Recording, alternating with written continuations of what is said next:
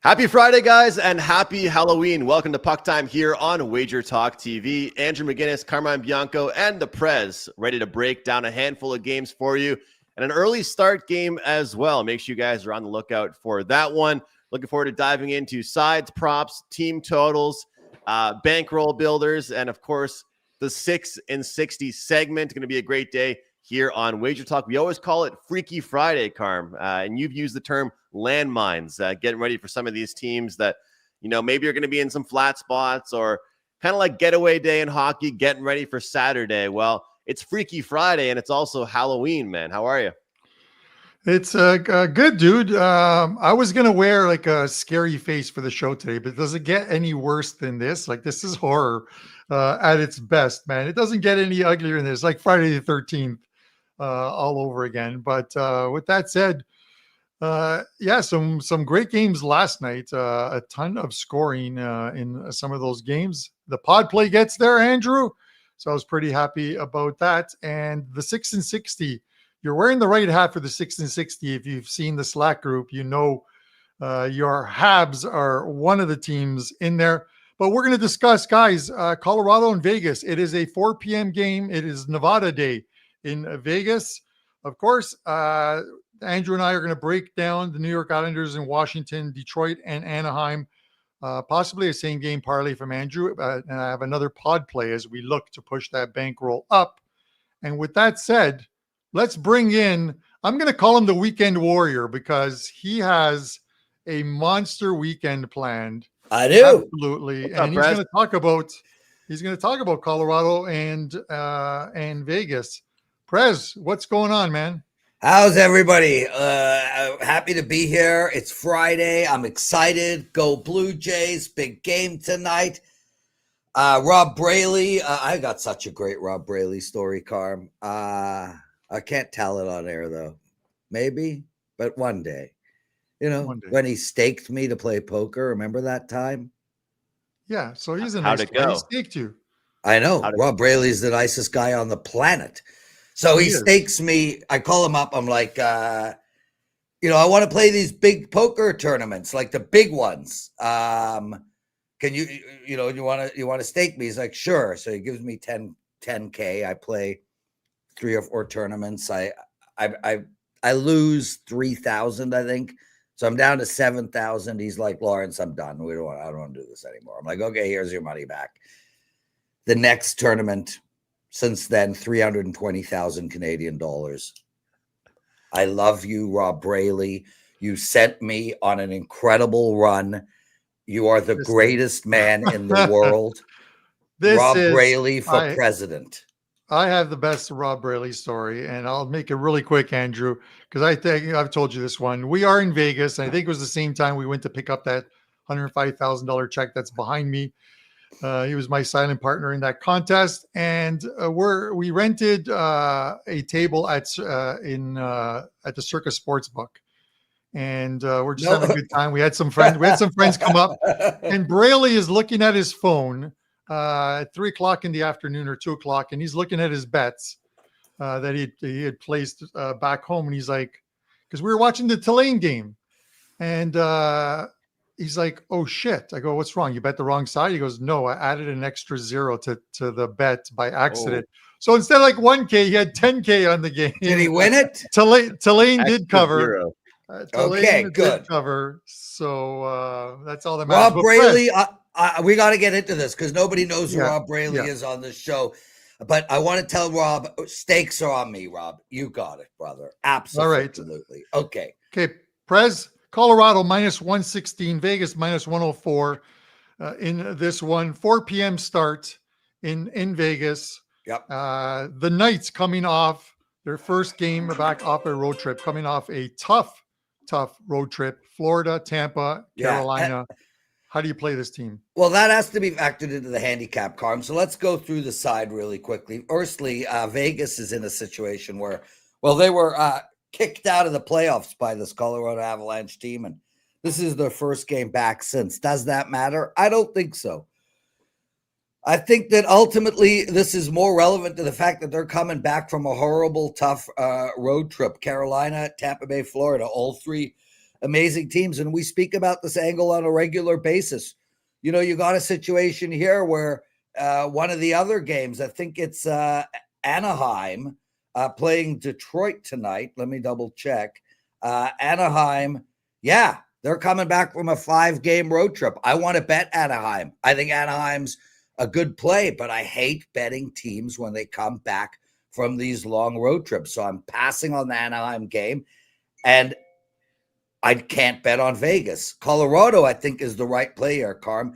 And me and my clients bet Colorado against New Jersey. They won 8-4. This was after they had lost 4 games in a row. And I said in my analysis, they're not going to lose 5 games in a row, probably not all season long.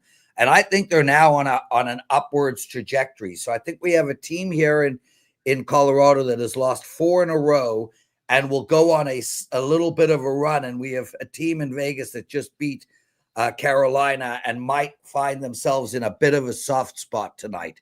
As far as the total goes, really hard to not bet the over here. These teams are scoring. The problem is at 6.5, and by rule, I don't bet over 6.5. So I'm really struggling with the total in this game. And on top of that, and I say this regularly, when two top teams, when two contenders play against each other, I would look to take the under. So I can't play the total in this game. I don't love anything in any of the 3 games, but my lean on this game is Colorado. And I wish that I had something a little bit more definitive to say than that, but it is a 3-pack of plays tonight. And none of the 3 are jumping out at me as something with huge betting opportunities. Yeah, and Prez, you talk about Colorado. They're stingy. 2.55 goals. Yeah, it's incredible per game. Andrew, they start a 6-game homestand now. And you can make a case that it's not the easiest homestand. There might be a couple soft spots there, but they get the Avs. Then they have the Red Wings coming in on the 4th. So a few days off there, 3 days off there. Then they got Tampa Bay coming in, Anaheim, Florida, and then they finish it with the New York Islanders, everyone's punching bag, the New York Islanders, before they hit the road for a couple games. So a 6-game homestand for the Vegas Golden Knights. Andrew, give us your best bet. 6-game homestand. What's Vegas going? What's Vegas going? 4-2. 4-2. All right, I like that. 4-2, but there's going to be a decent size upset in there. We'll see how they end up doing units wise. How about that? All right, that sounds good. Prez, the Weekend Warrior is back, and I know in talking to you this past week, you have absolutely loved some plays on the weekend, both in college and NFL. So tell us what you have going on, because if there's a time to pick up the Weekend Warrior for the Prez, I think this is the weekend to do it. Well, firstly, I appreciate you saying that, Carmen. I'm really in the zone right now. I'm in great rhythm. I mean, to give you perspective, I've won 3 college football weekends in a row. My NFL, I've won 6 of 8 weeks. Up profit in the NFL. In baseball, I'm 13-5 in my last 18. I'm on a 5-1 NBA run. So I'm really seeing it all the way across. College football, I got a 5% play up for Saturday. I won my 5% play last week. And in NFL, I also have a 4-pack of college football. And in NFL, I got 4 bets as well, including an NFL ATS bet. And I know that sounds like, ooh, an NFL ATS bet. Don't you have one of those every week? Actually, I haven't had one in 3 weeks. And I've only had 8 all season, and I'm 7-1 in them. So instead of buying my Saturday package and or my Sunday package, just use the Weekend Warrior promo, $49. You play all my plays Saturday and Sunday. I've won 5 of my last 6 days of betting. I'm really in a good spot right now, guys. So this is a great time to play me. And Fortnite, as for the Leafs' chances of winning on the road tomorrow, brother, the Leafs are a total mess right now. It's a wait and see approach for me. I have not handicapped that game yet. I'm going to do tomorrow later on. But if I was looking at a play tomorrow off the bat, I would be looking at maybe the Rangers in regulation and see if they could get a little bit rolling here. That's it, brother. Guys, thanks for having me, man. Lots of love, everyone. And Rob Braley, you are my hero. All right, man. Best of luck this weekend and go Blue Jays tonight, Prez. So, Andrew, obviously a huge game tonight. Oh no, we I lost think Prez. He's still talking. He's still yeah, talking. is he He's still back. talking? Yeah, well, don't I know who he's have talking to. control. Okay. I He's the have producer Dan. Can you kick this Later, guy out of guys. here or what? Okay. Later, guys. All right. So apparently that segment was brought to you by Edibles. Get them at your local convenience store. Anyways, Andrew, Your local dealer. Yeah. huge, huge game for the Jays tonight. It seems like everyone I talk to, who's a baseball fan, not a Blue Jays fan, everyone has basically said this is going 7 games because they say there is no way at all the Jays can beat Yamamoto on the mound tonight. And all I say is they've forgotten the fact that maybe Gosman just has to have a very good game. And the longer it goes and that pitch count goes up, because Yamamoto did go a complete game through 100+ pitches. I don't think you can do that 2 games in a row. So run up that pitch count, keep the game close, get into that Dodgers bullpen, and maybe we get some Game 6 magic, some Joe Carter. Joe Carter, by the way, Andrew, ended both games in which the Blue Jays won the World Series. One was the home run, and one was the year before that was out at first base to end the game, and the Blue Jays won the World Series. So there you go. There's a little bit of trivia for you. Okay, Andrew, let's get back to hockey. Brian coming in just to correct you here. He's pulling the Teddy covers on you. He did back-to-back complete games. Well, Brian, he's not doing it 3 games in a row. He's not doing it. He might have done it 2 games. That's even worse. It's even worse now. He's got to be. So here's the irony. Here's the irony, Andrew. I will say before we get to this Islanders-Washington game, I joked around yesterday about heading downtown to the Dodgers hotel and firing off fireworks all night long to keep Yamamoto awake. Last night, 12:30, I just finished watching the series finale of this season 3 of The Following with Kevin Bacon, and I'm trying to go to sleep, and guess what is going on outside of my house?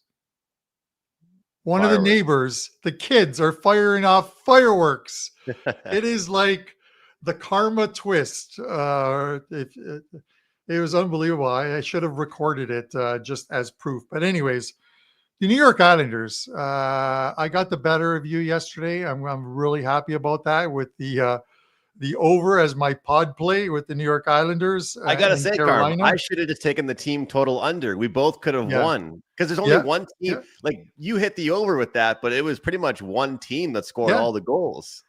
Yeah, and it had the Islanders not scored that goal to make it 4-2, I think that bet would have been dead. At 4-1, you're almost never pulling the goalie in that situation, but they did get a goal, and then Carolina got one back real quick, and I was able to switch over to and watch a different game.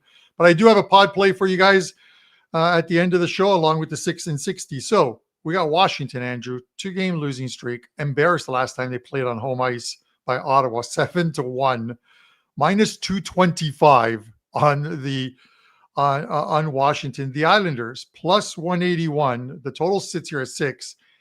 And Barzal was a scratch yesterday, a healthy scratch because he showed up to practice late. Patrick Waugh stuck him in the press box, but he should be in the lineup tonight.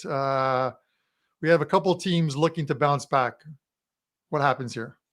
Yeah, Carmen, it really looks like Patrick Waugh made a point last night by letting his team get beat up because their best player wasn't on the ice.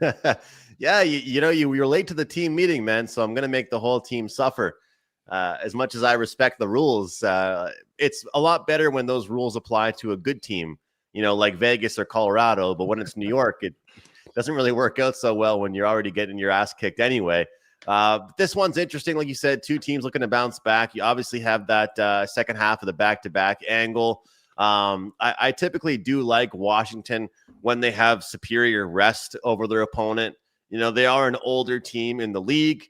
And then, of course, that game against the Senators that you're referencing, giving up 7 goals it was an embarrassing game for them. It's just like, I did not think that's how their strong streak was going to end, and the great way they were playing ended with them giving up 7 goals. They just got absolutely walked all over the ice.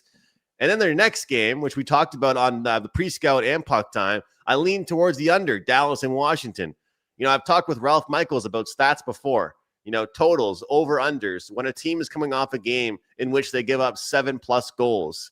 The under is a pretty great bet the next day. Well, the under hit, Carm, but guess what?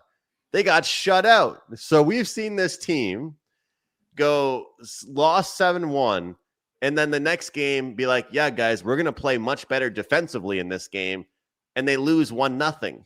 So you go from giving up 7 goals one game to 1 the next. I mean, if you told me that they only give up 1 goal, it would have been an absolute max play on the Capitals there, and they lose 1-0.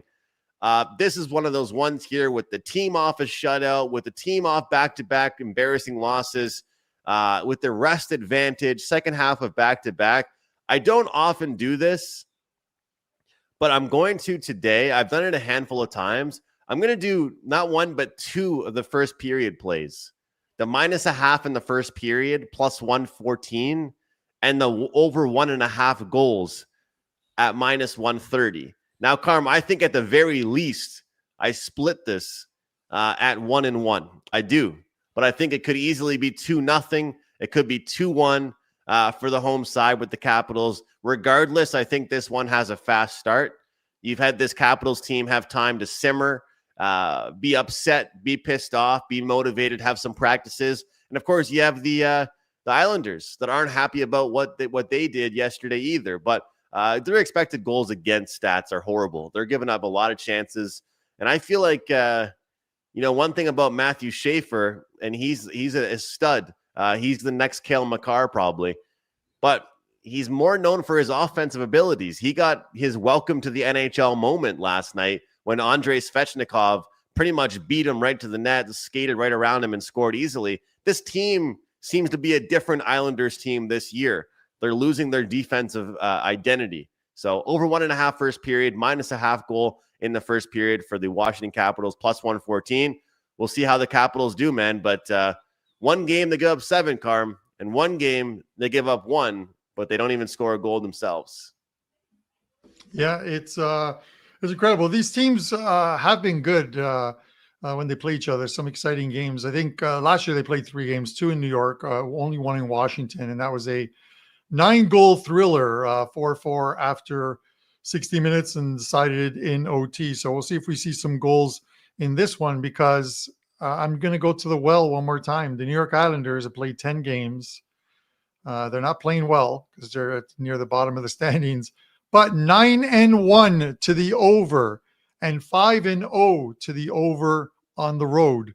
So does Washington get at them today? We will see. But, Washington is going to want first game. It was only a 1-game road trip. I think they went to Tampa and they lost that game 1-0. But before that 7-1 game was such an embarrassment for them on home ice. You don't normally see that. We didn't see that all last season with Washington. So you got to figure there's going to be a little bit of a pushback here. And I would check the status, Andrew. I think we have to check the status of Barzal, because I wouldn't put it past Patrick Roy to make him a healthy scratch a couple games in a row. Maybe stir something in that dressing room and get the players going, because the Islanders are scoring some goals. They're allowing more goals, and that's why they're mired near the bottom of the standings thus far this season. So we'll see what happens there. Over 6 for me in this one. All right. So with that said, let's move on to Detroit and Anaheim. Anaheim, a little bit of money coming in on the Ducks. I was watching the lines, Andrew, last night while the games were going on. Prez sends me a message. He's like, "Oh, I'm going to lose this stupid Kings Red Wings over 5.5." I said, I just in-game bet it because I think the goals are coming in this game. There was just so many chances, and eventually it finishes 4-3 in OT. But the 6.5, which I initially liked the over, and I still do, but I don't want to take it in this spot. It was minus 137 to the under. That was the VIG on it. It is now minus 116 to the under. So some over money is coming in. We might actually see some like a minus 110 split both ways. What are your thoughts on this one? I'm leaning to the not the Ducks. I'm leaning to the Wings to bounce back off that game yesterday. I just like the way they're playing. I get it. LA needed a win, got a win, but full marks to the Red Wings. They played well in that one. Yeah, expected goals against right now, last 10 games. Anaheim, 5th worst in the league, and Detroit, 8th worst in the league. So both these teams are giving up goals. Both teams, I think, are kind of struggling defensively, but they've been making up for it a little bit off their offensive ability. But the only advantage here we can really talk about is maybe the rest is sort of a factor we could look at here. But I like the dog here as well, Carm. I think it's a good spot. I feel like there's value here with them. And I feel like we might see this Anaheim team come back down to earth a little bit. But it's not even just that. It's just that I don't think their defense is going to be able to sustain some of the numbers they have based on the analytics. Like, their offense has been good. No denying it. And sure, Detroit sitting at the top of the Atlantic Division up there with Montreal, maybe they can't sustain what they're doing. But I trust their offense to continue it and their defense to do what they're doing a lot more than I trust Anaheim's defense. And I look forward to be proven wrong about this Anaheim team, but I feel like they've been everyone's darling this year, and they're going to start losing people money, and it might start tonight. So there could be value on Detroit. Maybe I'll look towards a Detroit team total. It could be a Detroit first period. You know, a lot of times we talk about the less rested team. You know, they might be a little more sloppy, but the motivation factor is going to be here tonight for Detroit. They'll want to have a good game here, second half of back-to-back. I lean towards the dog. But I might be looking towards a team total or first period, whatever it might be here, Carm. This Anaheim Ducks team, we do have to give them credit for some games that they've played and some performances that they've had, but we have seen them over the last, let's call it 4 to 5 games. Could we say, Carm, they are taking advantage of good positions like the Predators, you know, beating them, and the Bruins, like some of those wins we don't want to take as seriously as some of the other wins maybe that other teams are getting because they are beating lesser foes. Yeah, at the end of the day, Andrew, you can only beat the teams they put in front of you, and the scheduling spots, sometimes they work out in your favor early in the season, but you have a lot of tough spots later on in the season. I want to correct myself here because I didn't even know this about last night. I went to sleep when the game went to OT, the LA game, because it had gone over the total. And then I saw it flash on my screen on my phone, 4-3 final for the LA Kings. Apparently that goal was called back and the Detroit Red Wings won it in a shootout. So I've been saying the Kings won last night, Detroit lost. It's actually the Detroit Red Wings that won in a shootout. I didn't even bother looking at last night's scores to see that correction, but I just went back and looked at it now, and someone actually put in there that the goal was called back in OT. So the Wings looking to make it back-to-back wins in La La Land. Yeah. So we'll see if that happens. I love this comment here, and I did like a big rant about this on a different show, but I completely agree with this. Like, I'm getting really sick and tired of watching a tied NHL game with 6 minutes left to play and already knowing that game was going to be decided by street hockey or a skills competition. I could not agree any more with this statement. And you and I, Carm, we talk about it in March and April together when the playoffs are approaching. Hey, you need a point for your division. You need a point for your division. We're tied with 5 minutes to go. Let's just ice the puck a couple times and take it easy, and we'll both get a point for overtime. It's awful to watch. It's awful to watch. And in overtime now, the overtime isn't what it used to be either. It's all about keeping possession, wait until your opponent makes a bad change, and then you go off and you get a 2-on-1 and you score. And I'm sorry, like, as an NHL bettor, I don't like it. As a hockey fan, it's fun to watch. But NHL betting-wise, if you have a game going to overtime, it is a coin flip. Like you guys, we always say it, but it's not the same. We're not handicapping a 3-on-3 game. We're handicapping a 5-on-5 game. So I completely agree with this comment, and it's been annoying. So it is interesting to see, Carm, some of these teams that do go to overtime more than others. It's something worth looking at. Yeah, it is. Give me the rule that they wanted to do, Andrew. You win a game in regulation, it's worth 3 points. Yeah. Game goes to OT. The winning team in OT gets a point. The losing team gets nothing. So that'll stop a team from trying to get to OT to get a point and possibly two towards the end of the season. And even like mid-season, some of these teams are just trying to, Fortnite's right. It kind of ruins a game in which you see one team is doing nothing to try and win the game. Like I remember a game, this goes years and years ago. I think you guys might remember this, and it had to do with the old guys will remember this, with the New Jersey Devils and them playing the neutral zone trap. I think the Philadelphia Flyers in one game literally had the puck in their own zone, and the defenseman just stood there with the puck for like 60 seconds and nobody moved on the ice. You would have thought your TV froze or it was buffering, or you're using AOL, one of those 3-month free AOL discs to download the internet on dial-up. It is the worst. So make hockey exciting. It is so tough to get a market share from this league with the NBA, with NFL football and what have you.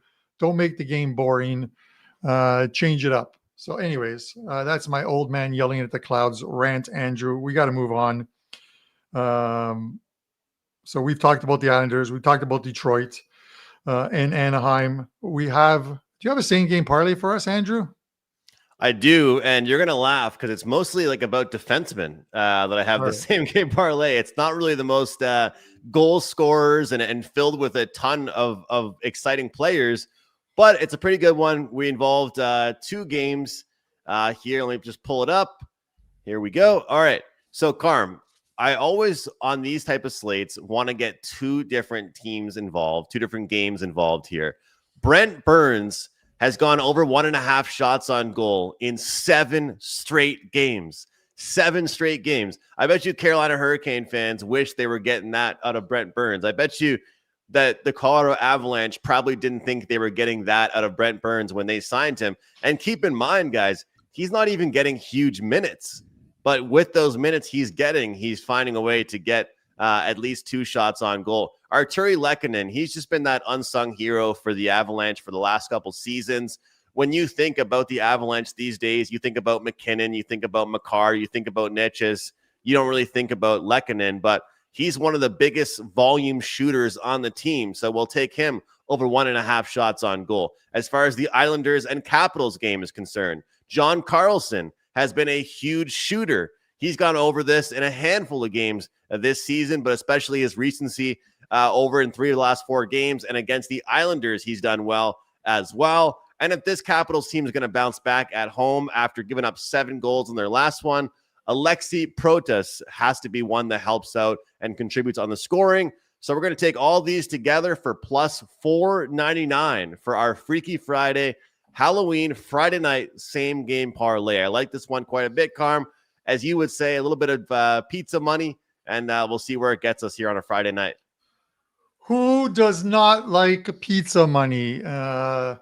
Andrew, you got to love it. Pizza money. I'll be doing some pizza money on not the pod. Pod's a regular play, but I'll be doing some pizza money on the 6 and 60, which I'm looking at my notes. There's no way I'm doing this in 60 seconds, but at least Dan will have the clock and he'll have the stupid buzzer going in the background. Give you the over. Take the over. The over is guaranteed on this week. 4-2, 6 and 60 last week. But let's go to the pod play first. So the pod play wins yesterday with the New York Islanders, Carolina over. The total this week's pod play is going to be none other than tonight's game, or this afternoon's game, 4:00 Eastern time, Colorado minus 150 on the money line. They lost 4 games in a row before beating New Jersey 8-4. And I always tell you, good teams, when they snap a streak, I want to take them the next week, the next game out as well too. And this is a spot where Vegas is coming back from a tough 3-game road trip. It's Nevada Day. Up until last season, I can't remember last season's result, but maybe Brian Leonard could chime in. But Vegas was only like 3-2 on Nevada Day games, I believe. So it is not as if they roll over teams on Nevada Day, and Colorado is a tough one. So that is the play. Colorado money line minus 115. That'll be 2 to win, about 180 on that bet. So let's see if we can get a win there, and then continue the pod on Monday's show. I like that, Carmen. You know how we always talk about like reading the market, looking at odds logic, looking at these numbers. First of all, how often do we see Vegas as a dog at home? Not really something you see very often. But also the opener in this one was minus 118, according to odds logic, for Vegas at home.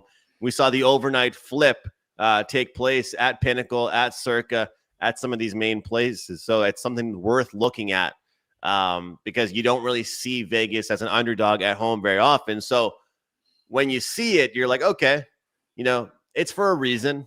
And I think this is a good spot for Colorado. Yeah. So I'm right there with you. And we'll see if and it's nice to have an early game, man. I like it. A little early game here on a Friday. Yeah. It's nice. Yeah, absolutely. One thing I want to mention while I catch my breath before the 6 and 60, Andrew, is because someone touched on, we're not going to talk about Philadelphia. This was yesterday's show. And Dan Vidar, and that was actually a play of mine yesterday. So probably why I didn't talk about it on the show. But the guy has been lights out for Philadelphia at home. Philly had only lost 1 game, and that was to Winnipeg 5-2. And Vidar in goal has allowed 2 or fewer goals in every game that he's featured on home ice as well too. He's playing phenomenal, and he kept them in the game yesterday because Nashville was all over them for about 30 minutes of that game, and then Philadelphia sort of woke up and won that game. So the goalie kept them in that one. And here's another one, Andrew. We all used to say, he's just a showboater or what have you, Trevor Zegras, when he was playing at Anaheim.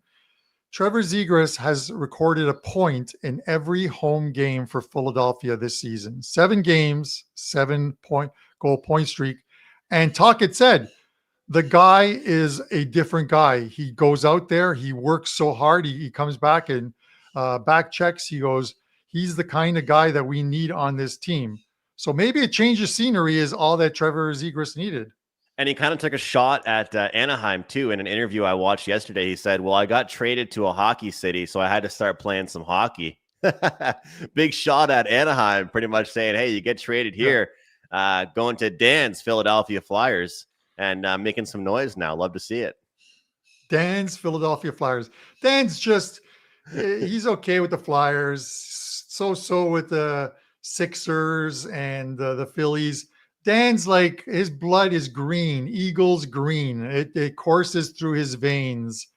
I had to send Dan a jersey one time. I actually completely forgot about that. I had to send Dan a jersey when I lost a bet to Dan during the playoffs with the Raptors. Yeah, when the Sixers were actually good, he was like, the Raptors are going to beat them. And I was like, they don't have Kawhi Leonard anymore. And he sent me an Embiid jersey, and it's still in the closet, Andrew. I just don't wear it much. Hey, Dan, most people would have just deleted their Twitters, okay, and never sent you the jersey. So I know. That's why you're my boy.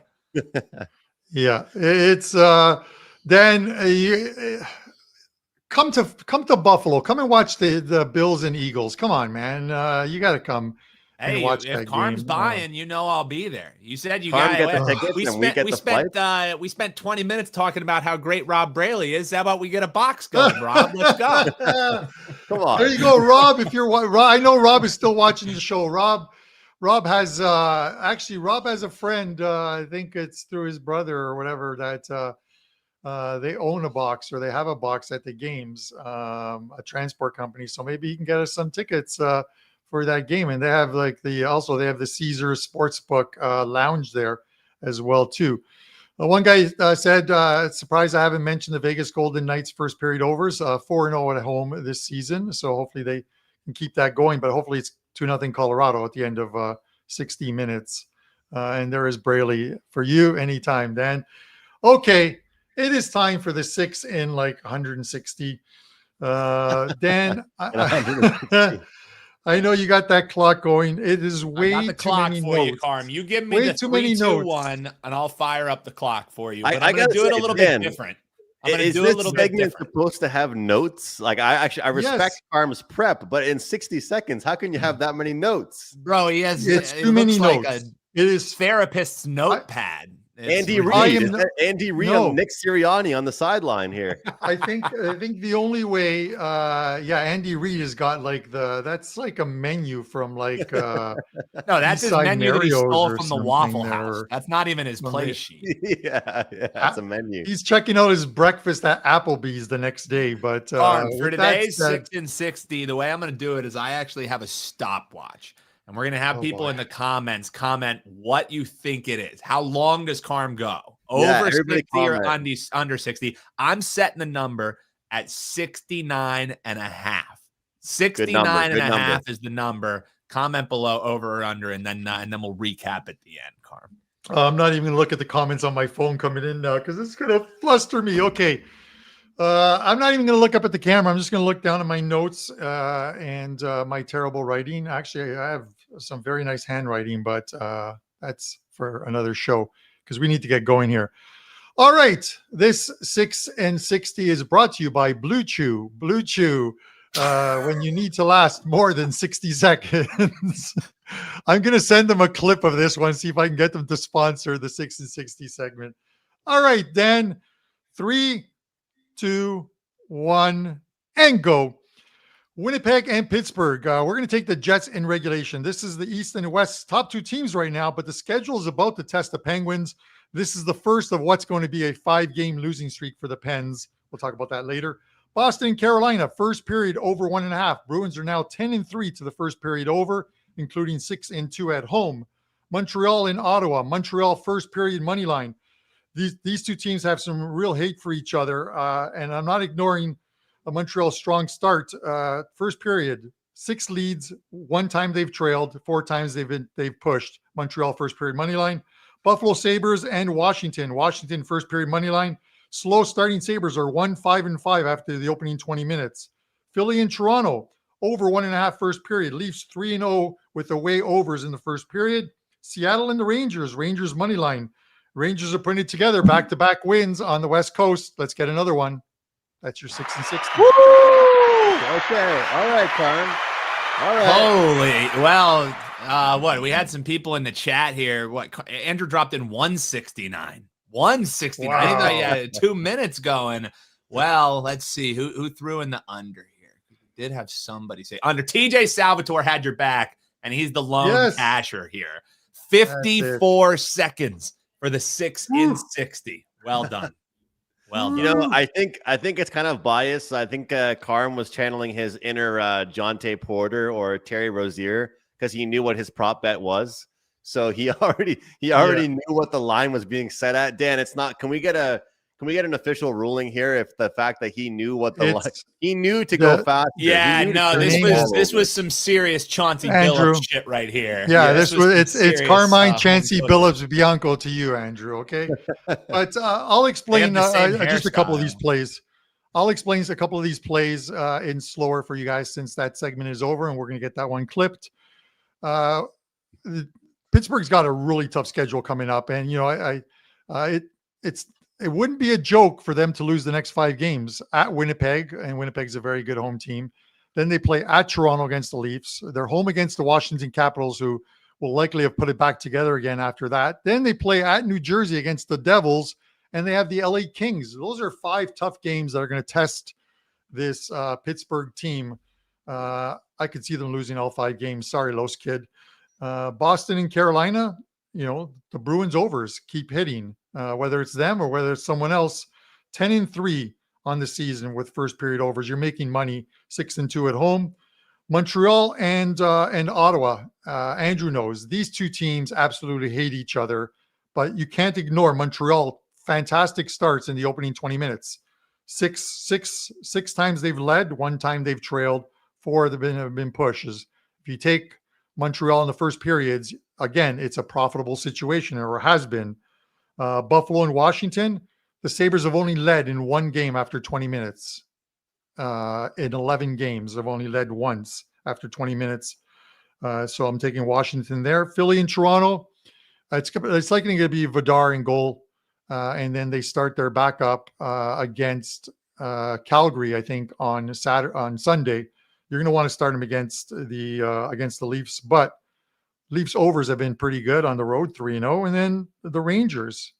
The Rangers are finally starting to put it together, man. They beat the Oilers. They beat Vancouver, so beat Seattle, and it's a nice little road trip for them before they head home. Jump on a team when a streak starts, Andrew. What do you think? Jump on us. Yeah, exactly. And then once it cools down, a streak is only over once you lose 2 times, is what I like to say. Same with the prop bet, right? Everyone says, oh, a streak ends, you get off. Streak only ends when you lose 2, but you want to get on that streak earlier than later. And you're right, Carm, about the Habs, which is something they were really bad at last year, was the first period. Big news in Habs land, though, is Montembeault is starting Saturday night. And you know how the media is, man. They're crazy. They love Dobesh, and now they hate Montembeault. So to say that Montembeault needs a big win here is putting it lightly, but they also need a big start out of him. So I think for your bet, it's really good because they're going to do whatever they can to help him defensively in the first period. So it's a really good bet. And it's finally nice to see my team have good starts to games. Like right now, their second period hasn't been very good, but their first period has been unbelievable. So at least that's going for them. Dan, if we can get you in here for a second, Dan, what is it with the French in Canada, the province of Quebec, making like names so hard for the rest of the world and the rest of Canada? Patrick Roy, it's Pat Roy. It's a different language. Most people are going to say Roy. It's Dubej, the goalie. It's Dubes. Smoke a Dubes. It's a different language. Martin. Why is Carm asking me? Why did you have to throw me under the bus? Come on. I was like, hey, I know don't rip the French Canadians here for a couple seconds, man. So I don't have to. The best thing about Montreal. This is why I don't put my face on the screen. This is why I don't put my face on. The best thing about Montreal is Montreal smoked bagels. They're Montreal smoked meats. They have some. The reason why my face isn't on the screen, Carm, is because I'm on WagerTalk today, coming up with Andy Lang, and I'll be debuting my costume. So Andy and I will be in costume. So I don't want to let the cat out of the bag. You know what? I'm the kind of person that I'm not like against doing costumes, but when I do it, I want it to be sick. Yeah, if you do it, you do it right. This is the first time I've been in costume since probably like high school. So there's no one I would do it for except for Andy. So there we go. Well, 2 years ago, Dan, I went to the store and just bought one. I had like a bunch of points too for like the Party City store. And I bought and I felt like I felt kind of like a fake. Like it was a cool couple costume. We were wine and cheese. And I literally was dressed up like a wine bottle and she was cheese and looked really good. But I'm like, I kind of feel like I kind of feel lame here. I just went out and bought a costume. So today I actually have a costume I'm putting some effort into. Let's go. We'll see if I decide to put it out or not. But Carm could have dressed up like a pickle, and you could have dressed up like a deer, and you guys could have been dildo for the show. That would have been perfect with Prez on. You know what I mean? It would have been perfect having Prez on. And I went onto Amazon and ordered a jacket that just says on the front and on the back ice, and I'm heading down to the Blue Jays game. And just watch people scatter. I'm kidding. All kidding aside, come on. Yo, Carm is on one today. He's ripping the Canadians, putting on an ice jacket. I'm on Dubej. So you got to get out of here before Carm gets himself canceled. Let's go. All right. I don't want to get canceled. All right. No, they have the vendors, Italian ice. Have you guys never had Italian ice? Wow. You guys just think the wrong way. Italian ice. Carm, you're getting some love. You're getting some love in the chat. Although I have to say this, Carm, I don't know if you saw the comment. I've been trying to be better about looking at the comments more and commenting back. Some guy said that you looked like somebody, and I looked it up, and you looked this guy was spot. I thought, I was like, oh, this guy's like must be making fun, making a joke or whatever. This guy found your twin, man. I can't remember the guy's name. You might have to go back or the comments. This guy said like Carm's trying to pull off this look, and it was like a movie guy, but it was like tall guy, bald, wears one earbud, WagerTalk shirts. It looked just like you. It was your twin, and I feel like I need to have someone comment who I look like, because this guy was so spot on, but I'm scared because the last person said I looked like Randall from Recess, and then Dan put it on the screen. So I'm scared to have that take place. Dan's going to put that Randall picture up there again or whatever. That was too much, man. That's why we have the best production team. Vin Diesel. That's a good one, Carm. Vin Diesel. Oh, man, I wish.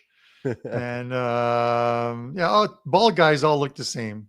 It's the way it is. You know what I mean? It's just splash a little water on in the mornings, and there you go. Andrew makes an appearance.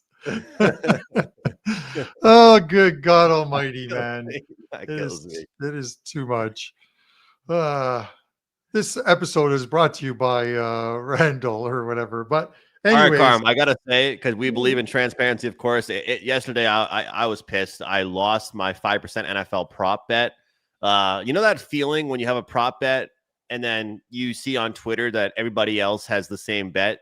You just feel like it's going to lose because you can't have a bet that every single person on the planet has. I had Mark Andrews over on yards yesterday, and before I even got home from playing pickup basketball, the guy had 21 yards. In the second quarter, guess how many yards he finished the game with? 21 yards. So that was really shitty. My run though is now 19-7 with NFL player props. I'm not going to win them all, but I was not happy about. You give me 21 yards in the first half from that guy, and then of course Isaiah Likely gets 60. So that was a bit of a disappointment. But we're not going to back off. We're not going to cool the jets by any means. Weekend Warrior is a good weekend for me. I haven't really been advertising the Weekend Warrior lately, but this weekend it works well. I don't do college football, guys. So what WagerTalk does for me, they apply it to CFL and NFL. And I've been quiet about CFL the past few weeks. The CFL playoffs start this weekend. We've got 2 games, and I like a bet on each game. Super excited about that. I'll also be sending out player props for the CFL. And of course, you can get any of my NFL plays included in the Weekend Warrior package. So it's just well worth it. Don't buy one play. Don't buy, one NFL play, one CFL play. For the same price as that, you're going to be able to get the Weekend Warrior and get every single play that we release. Other than that, Carm, I've got the pre-scout coming up tonight, going over a handful of Saturday games. But that's it for me, man. What do you have going on? And close it out. All right. So I sent out a client play for the NHL tonight. 3 early Premier League games. It's just before the international break. They all 4% best bet plays in the Premier League. Really like the card on that one. 2 big college football plays. So a good time for the Weekend Warrior, because the NFL, I have 3 plays as well too. 4% plays as well too. And like as I mentioned before, in the last 3 years since the 2022 season, number 1 at WagerTalk with 4% and 5% plays. And that's what I'm releasing on Sundays in the NFL. I just give you my best games, and we're all hoping for especially our producer, Dan, hoping for a great circa run. I want to keep it going top 100 or right there on the border. So out of almost 6,000 people. So I want to keep that going. And that's pretty much it. The NHL card will be up as the lines come out this afternoon. I'll have my Saturday NHL plays as well too. There is a promo. You can get NFL and the full NFL season and the full NHL season, including the playoffs, in the deal section or on my page.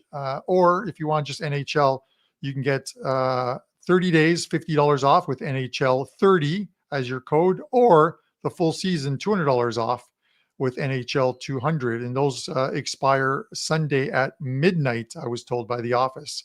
So that's it, guys. Let's have a great weekend. Let's hit our pod play. Let's hit this 6 and 60. And if you're watching this in the afternoon, drop a comment in the comment section. Let us know how you think I'm going to do in the 6 and 60 and who your best bets are this weekend. We appreciate you guys tuning in each and every day. Have a great weekend, everyone.